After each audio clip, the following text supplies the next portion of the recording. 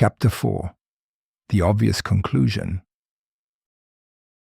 The grand exposition of artistic grandness's main gallery had been transformed into what looked like a crime scene, designed by someone who'd only heard descriptions of crime scenes through a game of telephone.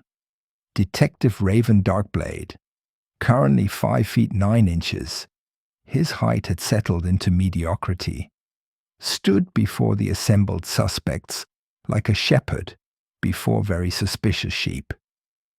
"Ladies, gentlemen, and mimes who only speak in rhyme," he began, his voice carrying the authority of someone who'd watched half a TED Talk on public speaking. "I have gathered you here to reveal the identity of the art thief." "But you don't know who it is," Gary Sleeps-A-Lot pointed out, yawning mid-accusation. "You told me 5 minutes ago you were thinking of giving up and becoming a food blogger." "That was 5 minutes ago," Raven declared. "Now I'm only 87% certain I don't know who did it. That's a 13% improvement." Arthur Thief raised his paint-stained hand. "Can I go? I have an art class to teach at the community center. Introduction to Not Stealing Art. It's very popular with reformed criminals and people with ironic names." "Nobody leaves," Raven commanded, then immediately undermined himself. "Except for bathroom breaks. Or if you have a doctor's appointment. Or if you're hungry. Actually, everyone can leave whenever, but please don't." Just then, little Susie Murderface from the cruise ship Mystery walked in, because apparently characters could just wander between stories now. "Hi, I'm here for the gift shop. Do you sell those tiny Nona Lisa erasers that smell like disappointment?" "How did you get here?" Raven asked, his already fragile grasp on continuity shattering completely. "Plot convenience," she chirped, then skipped away.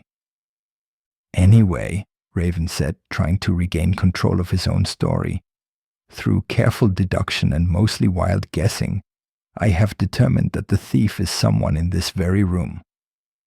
Everyone gasped, including a janitor who wasn't even part of the investigation, but had gotten caught up in the drama. "The thief," Raven continued, building suspense like a house of cards in a wind tunnel, "is obviously—" "It was Arthur Thief," Miranda Paints badly suddenly screamed, pointing at the man whose name was literally a crime. "I can't take it anymore. It's so obvious. His name, his outfit, the paint under his nails. The fact that he's literally holding the real Mona Lisa right now."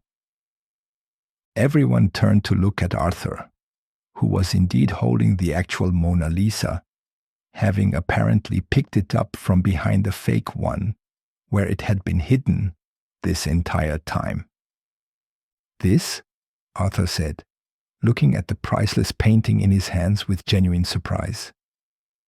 "I thought this was just a very nice print from the gift shop. I was going to buy it for my collection of things I definitely didn't steal." But, Raven sputtered, his height deflating to 5 feet 7 inches with disappointment. "I was going to reveal the thief. There was going to be a dramatic moment. I had a speech prepared. Well, not prepared, but I was going to make one up." Pierre the mime began gesticulating wildly, before remembering he could speak. The answer was before our eyes, yet somehow still a surprise. Arthur Thief, whose very name declared his guilt and brought him shame. "I'm not ashamed," Arthur protested. "I'm an artist. I needed the Mona Lisa for my comparative smirking studies. I was going to put it back. Eventually. Maybe. Probably not. But the intention was there. Vaguely. But why the elaborate scheme?" Dr. Van Mop asked, leaning on his mop like it was a PhD in criminal psychology. Why the fake paintings? The frame swapping? The font choices? Arthur's eyes lit up with the passion of someone about to deliver the world's stupidest monologue. Don't you see? It was art itself. The theft was a performance piece. The fake Nona Lisa saying I'm real, in Comic Sans, was a commentary on authenticity in the digital age. The second fake saying I'm also real in Papyrus was about what? Mysteriousness asked mysteriously. I don't know. I ran out of artistic vision after the first forgery. The second one was just because I panic painted it, after I accidentally stole the Mona Lisa too. You accidentally stole the Mona Lisa? Raven asked, his detective brain struggling like a fish trying to climb a tree. They were next to each other. It was dark. They're both paintings of women. Anyone could make that mistake. They look nothing alike. Everyone said in unison, I'm not good with faces, or art, or theft, apparently. Arthur pulled out the Mona Lisa from his bag labeled definitely not stolen art and handed it over. Here, take them both. This has been very stressful. So wait, Raven said, trying to piece together a case that had already solved itself without him.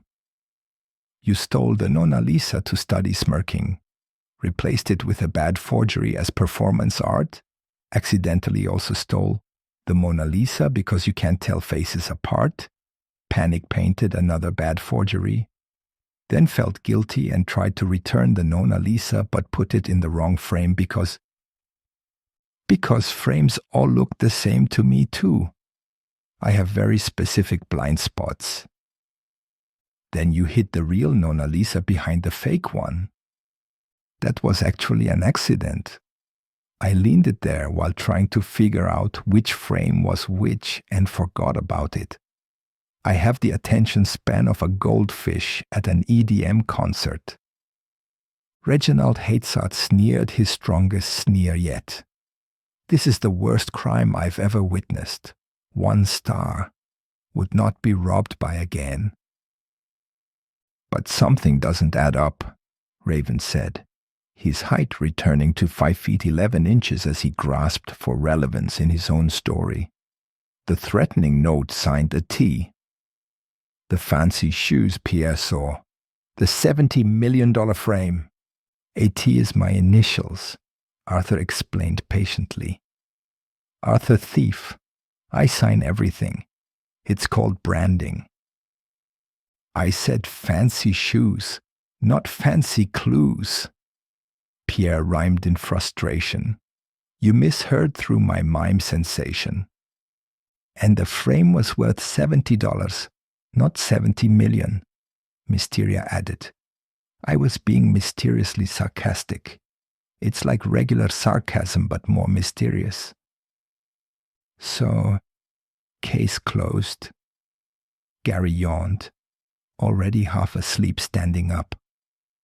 No, Raven shouted, surprising everyone including himself. This is too easy, too obvious. The real thief must still be out there, using Arthur as a patsy, a fall guy, other crime words. I literally confessed, Arthur pointed out. That's exactly what the real thief would want you to do, Raven insisted, his detective instincts wrong as always. No, there's a mastermind behind this. Someone pulling the strings. Someone... It was me, Arthur said again. Just me. Alone, with my bad ideas and worse execution. That's what they want you to think. Who's they? The real thieves. The Illuminati of art crime. The dot. Miranda stepped forward, placing a comforting hand on Raven's shoulder. Detective, it's over. Arthur did it. We have the paintings back. The case is closed. But my investigation system, my height changes, my character development. You had no system. Your height is imaginary, and you haven't developed at all, she said gently. Raven stood there, his trench coat billowing in the air conditioning that had definitely gotten more dramatic, watching as the police led Arthur Thief away. Arthur was still explaining his artistic vision to anyone who would listen, which was nobody. Mark my words, Raven called out to the dispersing crowd. The real thief is still out there. Probably. Maybe. I'll be ready when they strike again. The real thief is literally in handcuffs right now, Gary pointed out. Or is he? Raven asked mysteriously. Yes, everyone replied. As the museum returned to normal, which wasn't very normal to begin with, Raven stood alone in the gallery. The Nona Lisa was back in her proper frame, smirking at him with an expression that seemed to say, "You're an idiot, but at least you're a consistent idiot." He pulled out his phone and dialed his doctor or therapist bartender. "Cancel my vacation plans. I'm going back to finding lost cats. At least they have the decency to actually be lost." In the distance, Pierre the Mime continued his cursed rhyming. And so ends our tale of artistic theft, where the detective's skills were truly bereft. The obvious culprit was caught in the end, though Raven still thinks there's a plot to defend. "Will someone please break his curse?" Miranda shouted. "Working on it," called Dr. Van Mop. "I need 3 rubber bands, a tuning fork, and a thesaurus. Don't ask why." And so ended the curious case of the Nona Lisa, with the art returned, the obvious thief caught, and Detective Raven Darkblade still convinced that somewhere, somehow, the real mastermind was laughing at them all.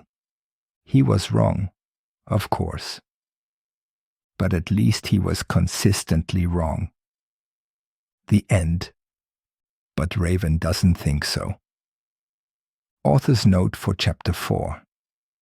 This chapter is dedicated to everyone who's ever overlooked the obvious answer in favor of a complex conspiracy theory that doesn't exist. Also to Arthur Thief, whose parents really should have seen this coming when they named him. Any resemblance to actual art theft investigations is purely coincidental and probably handled much better by real detectives who accept when cases are solved. Post-credits scene. Nobody asked for. Later that night, Arthur Thief sat in his cell, writing in his journal. Day 1 of prison. Considering changing my name to Arthur Rehabilitated. Or Arthur Innocent. Still workshopping it. Note to self. If you're going to steal art, maybe don't have thief as your actual legal surname. Hindsight is 20/20. Unlike my ability to distinguish between similar paintings, which is apparently 0/20. Meanwhile, Detective Raven Darkblade sat in his office, connecting red strings between photos on his wall, convinced the real thief was still out there. The photos were all of Arthur Thief. The strings spelled out, "It's too obvious." He was going to crack this case. Eventually. Maybe. Probably not. But definitely maybe. The end. For real this time. According to everyone except Raven.